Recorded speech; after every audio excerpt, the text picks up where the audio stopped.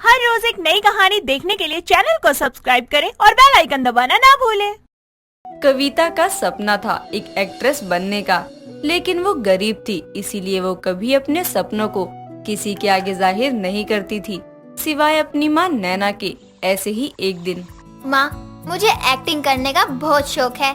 कविता बेटा, तू तो जानती है ना, हम गरीब लोग हैं, हमें सपने देखने का कोई हक नहीं है। पर माँ, गरीब लोग सपने क्यों नहीं देख सकते हैं? क्या गरीब लोग इंसान नहीं होते हैं? कविता, मैं तेरी किसी भी बात का जवाब नहीं दे सकती। खैर, मैं काम के लिए निकल रही हूँ, मुझे काम के लिए देर हो रही है। इस तरह से नैना अपने काम पर निकल जाती है, तो वहीं बेचारी कविता उदास होकर बैठ जाती है। ऐसे ही कुछ देर बाद कविता की एक सहेली निशा उसके पास आती है और उससे बोलती है, कविता देख, आज मुझे मम्मी ने क्या गिफ्ट दिया है। क्या दिया है, दिखा तो जरा। देख, मेरी मम्मी ने मुझे एक फोन गिफ्ट किया है। अब मैं भी इंस्टाग्राम चलाऊंगी। इंस्टाग्राम? अरे कविता, इंस्टाग्राम एक ऐप होता है जिस पर तू अपनी खुद की वीडियो डालकर फेमस हो सकती है। फिर तो मैं भी इस पर वीडियो बनाकर वायरल हो सकती हूँ, लेकिन मेरे पास तो फोन ही नहीं है। कविता, क्या सोच रही है? तू भी वीडियो बनाने की सोच रही है ना? सच बताइयो। हाँ निशा, यही सोच रही थी मैं। अरे तो फिर देर किस बात की है, चल वीडियो बनाते हैं। पर निशा, मेरे पास ना तो फोन है ना ही कोई टैलेंट। कविता, तू क्यों इतना सोच रही है? मैं हूँ ना। जब तक तेरे पास फोन नहीं आता तब तक तू मेरे फोन में वीडियो बना। और मैं ये बहुत अच्छे से जानती हूँ कि तुझे एक्टिंग बहुत पसंद है, इसीलिए मेरे इस नए फोन को तू अपना ही समझ। उसकी ये बात सुनकर कविता बहुत खुश हो जाती है और अब इस तरह दोनों ही वीडियो बनाने लगते हैं। वीडियो बनाकर अब निशा अपने घर चली जाती है। ऐसे ही शाम हो जाती है। शाम को जब नैना घर आती है तो वो कविता को गुनगुनाते हुए सुन उससे बोलती है, कविता, तू ठीक तो है ना? हाँ माँ, मुझे क्या होगा? नहीं, तू अकेले बड़बड़ा रही थी ना, इसीलिए। माँ, मैं बड़बड़ा नहीं रही थी, गाना गा रही थी। आपको पता है, अभी बहुत सारे गाने ट्रेंड में चल रहे हैं। अपने घर में तो टीवी है नहीं और तेरे पास फोन है नहीं, तो तूने गाने कहाँ से सुन लिए? माँ, निशा है ना, उसको उसकी माँ ने फोन दिलाया है, तो आज वो मुझे अपना फोन दिखाने आई थी और हमने क्या? नहीं मम्मी, कुछ नहीं। कविता बताओ। हमने वीडियो भी बनाई है। तुम्हें मैंने कितनी बार बोला है कविता, ये एक्टिंग हम जैसे गरीबों के लिए नहीं है। तुम मेरी बात क्यों नहीं सुनती हो?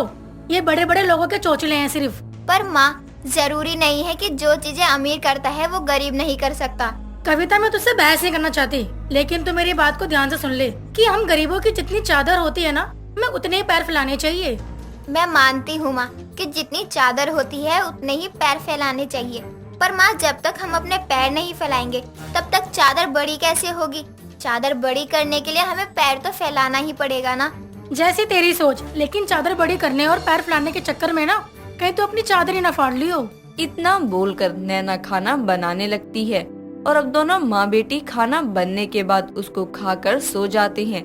जहाँ कविता सो रही थी तो वहीं नैना बार बार कविता की बातें सोच रही थी। नैना को डर था कि एक्टिंग की दुनिया में जाकर कहीं कविता खुद की जिंदगी बर्बाद ना कर ले, और इसीलिए अब नैना कविता की शादी करने की सोचती है। कविता अपने घर को बसा ले और खुशी से अपनी जिंदगी बिताए, इससे ज्यादा नैना को कुछ नहीं चाहिए था।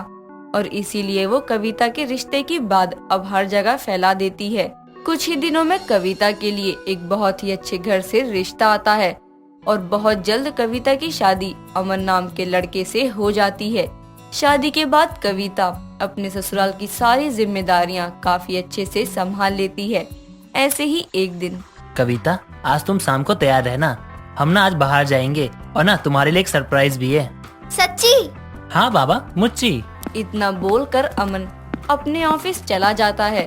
तो वहीं अब कविता भी अपने घर का सारा काम जल्दी से खत्म करके बैठ जाती है और अपने घर में सजने लगती है। उसको सजता हुआ देख उसकी सास उससे बोलती है, बहू, आज इतना क्यों सज रही है? मम्मी जी, आज अमन जी ने कहा है कि वो मुझे बाहर ले जाएंगे और मैं उनके आने का इंतजार करूं, बस इसलिए मैं तैयार हो रही थी। अरे वाह, ये तो बहुत अच्छी बात है। कम से कम तू बाहर जाकर अमन के साथ थोड़ा समय तो बिता सकेगी। चल, तू तैयार हो जा, मैं बाहर हॉल में जा रही हूँ। जी मम्मी जी। कविता की सास वहाँ से चली जाती है कुछ देर में कविता तैयार हो जाती है और जब वो अपनी सास के पास हॉल में जाती है तब उसकी सास उसका चेहरा देखकर डर जाती है और चिल्लाते हुए बोलती है, बहू ये क्या हुलिया बना रखा है तूने? क्या हुआ माँ? अरे ऐसा कैसा मेकअप किया है तूने? तुझे देखकर अमन खुश हो ना हो, लेकिन वो तुझे बाहर ले जाने से मना जरूर कर देगा। पर क्यों मम्मी जी? वो इसलिए क्योंकि तूने मेकअप करने के नाम पर खुद को टीवी वाली चुड़ैल बना रखा है। अरे भला ऐसा भी कोई मेकअप होता है? अपनी सास की बात सुनकर उसको बहुत अच्छा लगता है और वो मुस्कुराते हुए अपनी सास से बोलती है, मम्मी जी मतलब मैं भूतों वाला मेकअप कर सकती हूँ? और नहीं तो क्या, वो मेरा दिल मजबूत है इसलिए मुझे कुछ हुआ नहीं तो अगर यहाँ मेरी जगह कोई और बैठा होता ना तो तुझे देखकर डेफिनेटली डर ही जाता। दोनों आपस में बात ही कर रहे थे। तभी कविता के घर के आगे एक बड़ी सी कार आकर रुकती है। दरवाजे पर जाकर उस कार को अपने घर के आगे रुकते देखकर कविता अपनी सास से बोलती है, मम्मी जी अमन जी मुझे इतनी बड़ी कार में ले जाएंगे क्या? मुझे नहीं पता बेटा। दोनों सास बहू आपस में बात ही कर रही होती हैं। तभी उस कार में से निशा निकलती है। निशा को देख कविता थोड़ी शॉक होती है। अरे निशा तू? हाँ मैं। क्यों, मैं यहाँ नहीं आ सकती? और ये कैसा मेकअप किया है तूने? पूरी भूतनी लग रही है। नहीं नहीं यार कैसी बात कर रही है? मेरा घर तेरा घर, लेकिन मेरा पति तेरा जीजा है बस।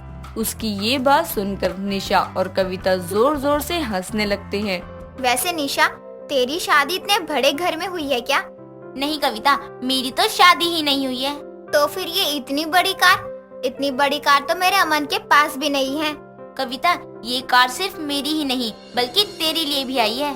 यानी तूने जो वीडियो शादी से पहले मेरे साथ बनाई थी ना वो वायरल हो गई। वो वीडियो इतनी वायरल हुई है कि हमें एक सॉन्ग में डायरेक्टर ने साइन कर लिया है।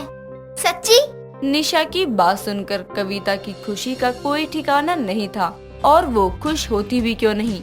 आखिर उसका बचपन का सपना अब सच होने जा रहा था। निशा अब डायरेक्टर को कविता के घर में बुलाती है, जिसके बाद डायरेक्टर उसको देख बोलता है, हमने आपकी वीडियो देखी, हमें आपकी एक्टिंग काफी अच्छी लगी, इसलिए हम आपकी दोस्त के पास गए तो हमें पता चला आपकी तो शादी हो चुकी है, जिसके बाद हम आपको यहाँ मिलने आ गए। और वैसे आपने ये मेकअप किया है ना वो बहुत अच्छा लग रहा है और हमने ना आपके इस मेकअप से डिफाइन किया है कि आपको ना हम अपनी अगली हॉरर मूवी में लीड करेंगे।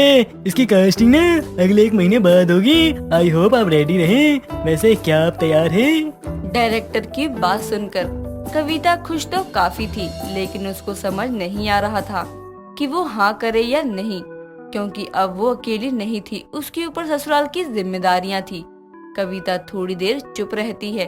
तभी अमन पीछे से डायरेक्टर को जवाब देते हुए बोलता है, जी सर, मेरी वाइफ इसके लिए पूरी तरह से रेडी है। अमन जी आप मुझे? हाँ, मैं तुम्हें परमिशन दे रहा हूँ तुम्हारे सपने पूरे करने के लिए। अब तुम किसी के बारे में मत सोचो। मैंने आज कहा था ना तुम्हारे लिए एक सरप्राइज है। पर ये सब कैसे? वो ऐसे बहू क्योंकि मैंने तुझे तेरे कमरे में एक्टिंग करते हुए देखा था।